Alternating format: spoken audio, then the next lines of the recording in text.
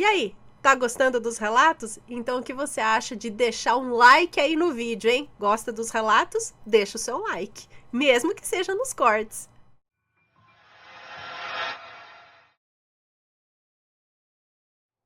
Então vamos ao relato de hoje, que eu dei o nome de mistério, porque é um mistério para mim, porque ele não deu título, não deu nome pro relato, tá?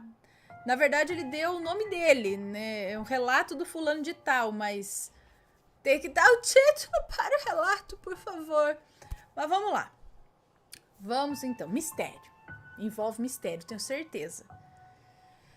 Olá, Ana, Matheus. Começo escrevendo este relato hoje, às 5h43 da tarde. Eu sou de Boa Vista, Roraima. Me chamo Fulano. Tenho 2 irmãos, um mais velho e outro mais novo. Vou escrevendo por pedaços para melhor entendimento. Então vamos lá. 1. A minha história começa logo nos primeiros anos de vida. Ao nascer do meu irmão mais novo, ele não falou se os nomes estão trocados, né? Então ele já tem o nome dele mesmo aqui, então provavelmente não está trocado. Meu irmão mais novo, o Fulano, mas pode chamar ele de como quiserem. Por favor, troquem os nomes, mas pessoal, não vou nem ficar brava com ele, sabe por quê? Esse relato é de 2016. A pessoa que enviou esse relato enviou em agosto de 2016, tá? Então a gente nem fazia relato ao vivo ainda quando ele enviou esse relato, tá? A gente começou, se não me engano, em 2017. Então, tudo bem. Então a minha história começa logo nos primeiros anos de vida, ao nascer do meu irmão mais novo, Fulano. Logo no primeiro dia, quando ele chegou em casa, minha mãe conta que me pegou querendo colocar um travesseiro na cabeça dele, gente. Na intenção de asfixiar o bebê. E isso continuou, isso não parou na primeira tentativa. Até que um dia minha tia-avó, que desde nova vê e conversa com entidades, disse que eu estava sendo controlado por um homem que se identificou como Fausto. E que meu irmão recém-nascido e ele eram muito amigos em outras vidas. E ele não aceitava que o meu irmão tivesse reencarnado. Por isso que ele estava tentando fazer com que ele voltasse para o lado de lá, né? Logo, a minha tia-avó tratou de fechar o corpo do fulano, e isso resolveu. 2. Depois do corpo do meu irmão fechado, começaram as minhas visões. Aos 5 anos, mais ou menos. Quase sempre eu me deparava com uma mulher mal vestida me encarando no espelho e uma criança com o seu coelho de pelúcia todo sujo. Toda a minha infância, essas duas vinham me secando. Sempre que eu me machucava ou que eu era prejudicado, ao olhar para o lado, lá estavam as duas. Com o tempo, a mulher sumiu. Só ficou a menina, me gorando, por assim dizer. Lembro de sempre que eu acordava às madrugadas para ir ao banheiro, essa menina estava de pé na sala. Ai, credo. Sempre com um olhar fechado e me chamando para ir brincar com ela. Mas nem a pau. Certa vez eu comentei isso com alguém na escola, com um adulto, e fui aconselhado a nunca responder os chamados de psiu, ei, vem cá. Olhar para o outro lado e jamais responder os chamados pelo meu nome. E assim eu segui, nunca respondendo a esses chamados, por assim dizer.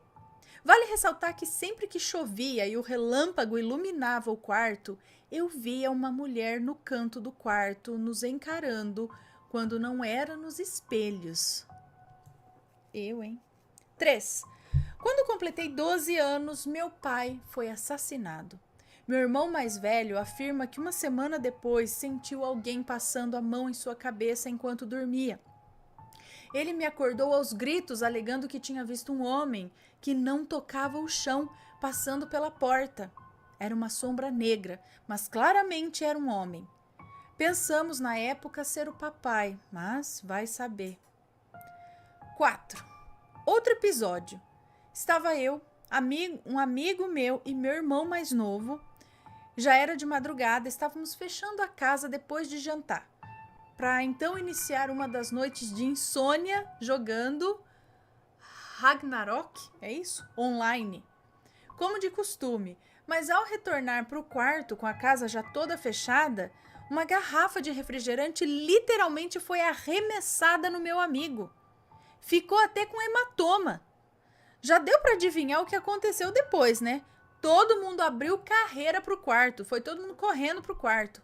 A noite toda com um cagaço que neguinho não dava nenhum pio. 5. Nesse mesmo ano, no mesmo ano que aconteceu aí, a garrafa foi arremessada no amigo, eu estava cursando administração por uma certa... num lugar. Cheguei em casa por volta das 11h30 da noite. Já um horário bem tarde. Entrei em casa, guardei a moto na sala e fui pro quarto jogar mais umas horas de Ragnarok online. Eu não sei o que é isso, gente, nem sei se eu tô pronunciando certo, tá?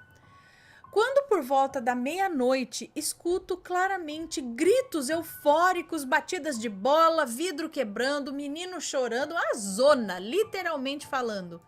Não pensei duas vezes, liguei para minha mãe. Ela atendendo, eu perguntei se ela tinha deixado a minha irmãzinha, ela tinha sido adotada recentemente, na época do ocorrido. Perguntei se ela tinha deixado minha irmãzinha em casa. Ela disse que não, pois estava com ela e com meu irmão mais novo em um aniversário e que eu me encontrava absolutamente sozinho em casa naquele momento. Nessa hora me subiu um arrepio na espinha. Eu gelei totalmente, fechei o notebook bem devagar e fui me deitar. Detalhe, quando eu liguei, o barulho parou automaticamente quando ele ligou para a mãe. 6. Até essa parte que vos conto, o clima aqui em casa era pesadíssimo. Nos agredíamos verbalmente com frequência. A vontade de ir embora e não entrar mais em casa batia assim que virávamos a rua. Mas tínhamos que vir, né? Afinal, morávamos aqui. Nesse tempo, a vaca magra se abateu sobre nós.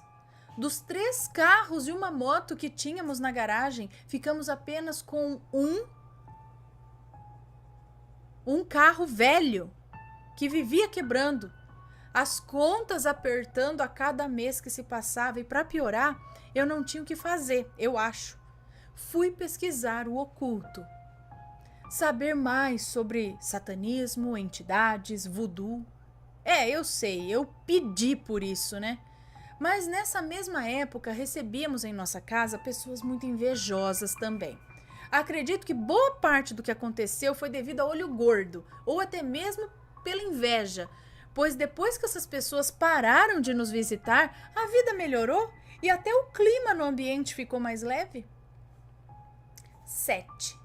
Certa vez, já quase terminando a graduação, voltei a pesquisar o oculto e li em um website que nos destacamos na multidão quando procuramos por isso, quando nos interessamos sobre o assunto. É tipo aquela história de mexer com quem tá quieto?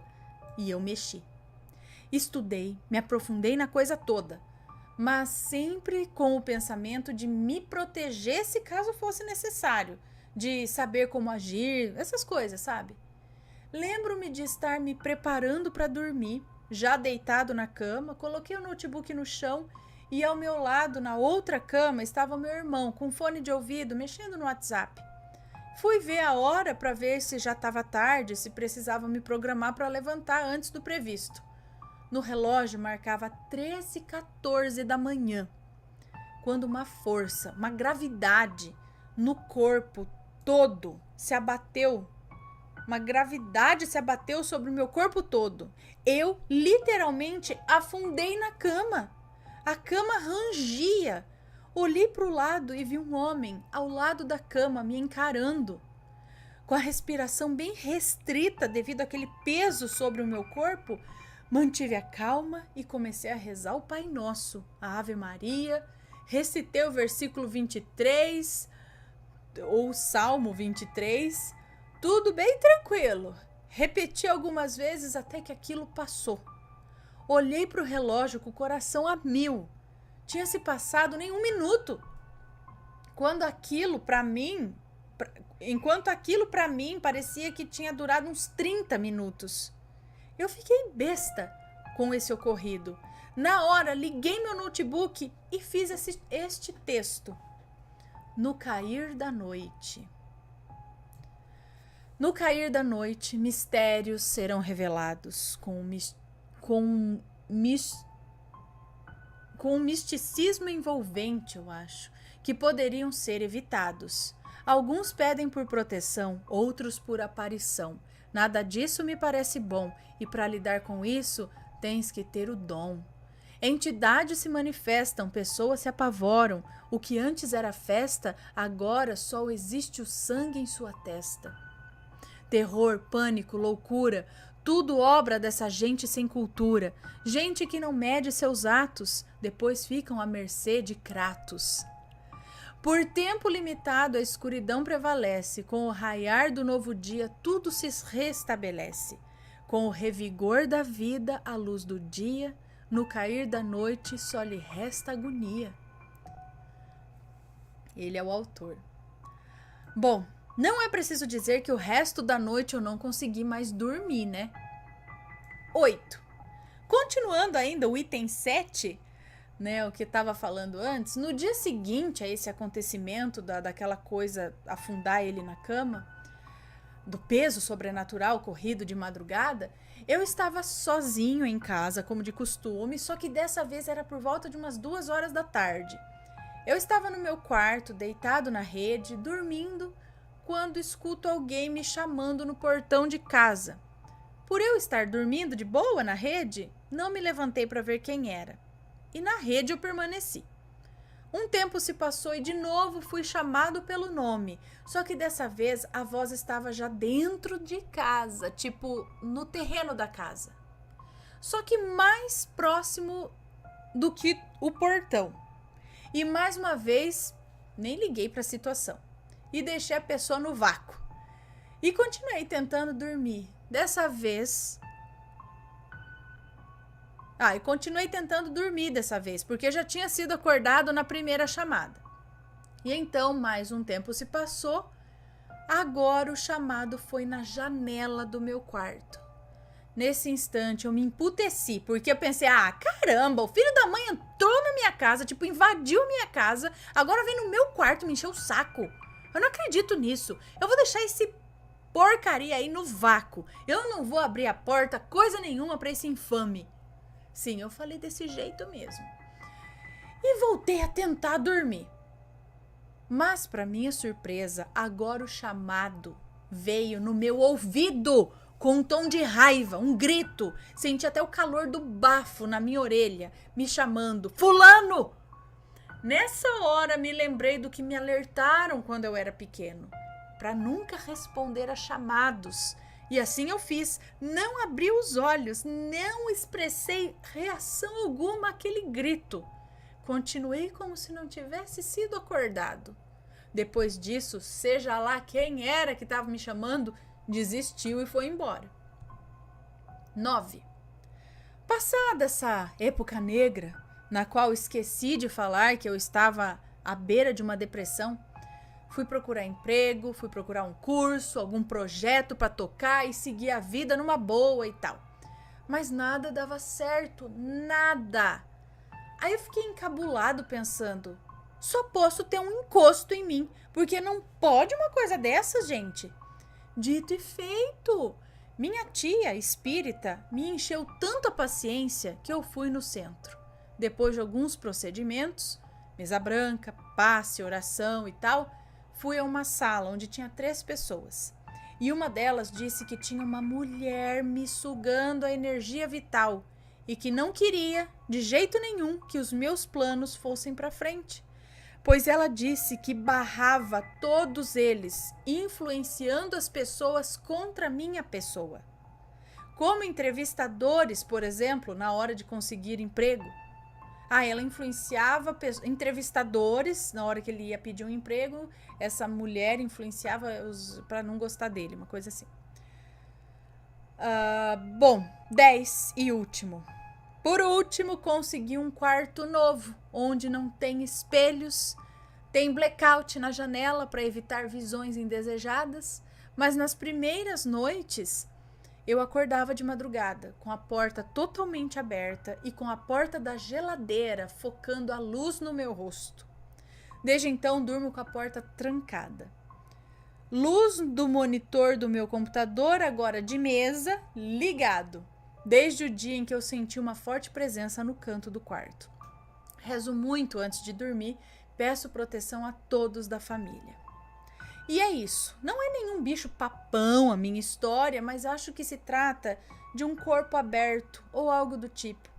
Até hoje vejo coisas se movendo pela casa, como cadeira de rodas girando. Cadeira de rodas? Ou tipo aquelas cadeiras, tipo essa aqui que tem rodinha aqui, girando. Ou vejo portas se abrindo, mas normal.